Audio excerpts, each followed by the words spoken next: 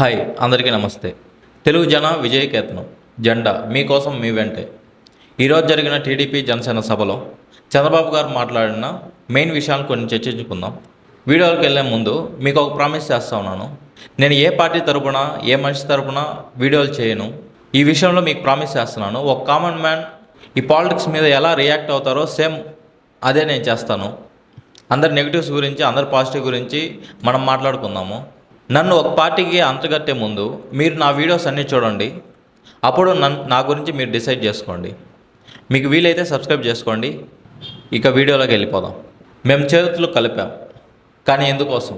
ఆంధ్ర రాష్ట్రం భవిష్యత్తు కోసం, ఆంధ్ర రాష్ట్రం హితువు కోసం, జగన్ బారి నుండి ఈ ఆంధ్ర రాష్ట్రాన్ని కాపాడేందుకు, జగన్ చేస్తున్న రౌడీజాన్ని ఈ ఆంధ్ర రాష్ట్రం మీద ఉండనీయకుండా ఉండడానికి ఇలాంటి విషయాలు చెప్పారు చంద్రబాబు గారు.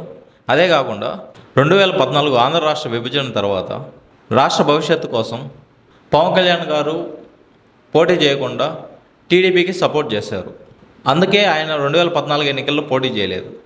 2014లో రెవెన్యూ మనకు అంతగా లేదు, చాలా తక్కువ వచ్చేది. అప్పుడు పింఛను కూడా అమలు చేయలేనంత కష్టంగా ఉండేది. కానీ మేము చాలా పథకాలు అమలు చేస్తాం అంత రెవెన్యూలో కూడా. ఆంధ్ర రాష్ట్ర విభజన జరిగిన తర్వాత ప్రతి ఒక్క దాన్ని అమర్చుకోవాల్సి వచ్చింది. రెవెన్యూ, డెవలప్మెంట్, ఆంధ్రప్రదేశ్ రాజధాని, వీటన్నిటి కోసం మేము కృషి చేసాం. 16 లక్షల కోట్ల పెట్టుబడులు తీసుకొని వచ్చాం, 10 లక్షల ఉద్యోగాలు తీసుకొని వచ్చాం. దీనికోసం మేము చాలా కష్టపడ్డాం. ఇంకా ఏ ముఖ్యమంత్రి అయినా కూడా వచ్చిన వెంటనే అభివృద్ధి పనులతో స్టార్ట్ చేస్తారు. కానీ జగన్ ప్రజావేదికను కూల్చివేయడంతో పనులు స్టార్ట్ చేశాడు అతను సీఎం అయిన తర్వాత.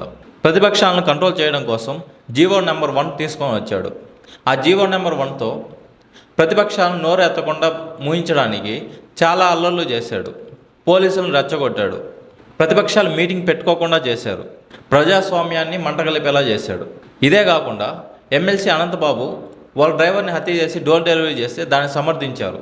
డాక్టర్ సుధాకర్ని పిచ్చోడిని చేసి మరీ చంపేశారు. రాష్ట్రంలో ఇలాంటి అరాజకాలు చేసినలా జగనే. పేదలకు అన్నం పెట్టే అన్నా క్యాంటీన్ని తను వచ్చిన వెంటనే మూసేశాడు. ఎందుకంటే అది టీడీపీ ప్రభుత్వంలో తీసుకొచ్చారు కాబట్టి. ఒక మంచి పని ఎవరు చేసినా దాన్ని అలాగే ఉండియాలి. కానీ జగన్ వచ్చాక అరాచాలకు హద్దే లేకుండా పోయింది. ఏ మంచి పనిని ఉండనీయకుండా మొత్తం టీడీపీ చేసిందనే ఒక నెపంతో అందరినీ క్లీన్ స్వీప్ చేశాడు. అందరి మీద దౌర్జన్యం చేశాడు. ఇది పెత్తందారీ వ్యవస్థకి ఒక ఉదాహరణ. International player Hanuma Vihari YCP వేధింపులు తట్టుకోలేక వెళ్ళిపోయాడు. అంతేకాకుండా చెల్లి, అమ్మ వీళ్ళిద్దరు విభేదాలు వచ్చి విడిపోతే వాళ్ళు వేరే పార్టీలో చేరనే నెపంతో వాళ్ళని తిట్టడం, దూషించడం చేస్తూ ఉన్నారు. ఇదే జగన్ అంటే. రాష్ట్రంలో కులాలు, మతాలు, ప్రాంతాలు అని వేరు చేసి వాళ్ళ మధ్య రాజకీయ గొడవలు పెట్టాడు. రౌడీయిజం చేస్తున్నాడు. జగన్ ఎప్పుడు అంటాడు వై నాట్ 75 అనేసి.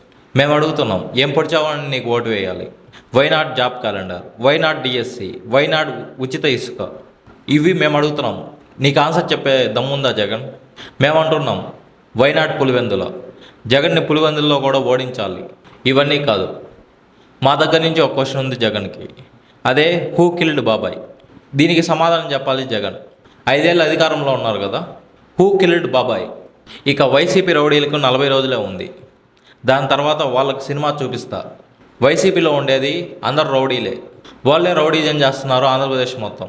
ఈ రౌడీకి ఇంకా 40 రోజులే ఉంది. ఆ తర్వాత ఈ రౌడీలకి సినిమాలు చూపిస్తా. ఇక జనసేన టీడీపీ పొత్తు.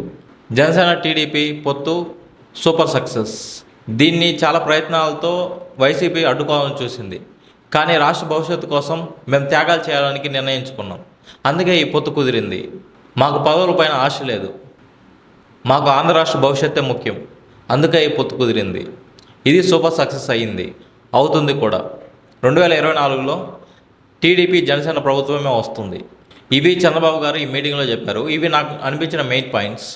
ఇప్పుడు నార్మల్గా నేనేం చెప్పాలనుకుంటున్నానంటే, ఈయన చెప్పిన దానిలో చాలా కరెక్ట్ పాయింట్స్ ఉన్నాయి. ఒకటి నేను చెప్తాను, వైఎస్ఆర్సీపీ తప్పు చేసినప్పుడు ప్రతిపక్షంగా వాళ్ళు అడగాలి. అదే ప్రతిపక్ష ధర్మం. కానీ వైఎస్ఆర్సీపీ తప్పు చేసినప్పుడే కాదు, మంచి చేసినప్పుడు కూడా ప్రోత్సహించాలి. కానీ టీడీపీ కానీ జనసేన కానీ ఎప్పుడూ అది చేయలేదు. ఇంగ్లీష్ మీడియం తీసుకొని వచ్చినప్పుడు, స్కూల్ డెవలప్ చేసినప్పుడు. ఇది నా ఒపీనియన్ ఒక కామన్ మ్యాన్గా. ప్రతి ఒక్కరిలో నెగిటివ్స్ ఉన్నాయి, ప్రతి ఒక్కరిలో పాజిటివ్స్ ఉన్నాయి. పాజిటివ్స్ని మెచ్చుకోవాలి, నెగిటివ్స్ని ప్రశ్నించాలి. నేను చెప్పేదాన్ని మీరు ఒప్పుకుంటే నాకు సపోర్ట్ చేయండి. Thank you.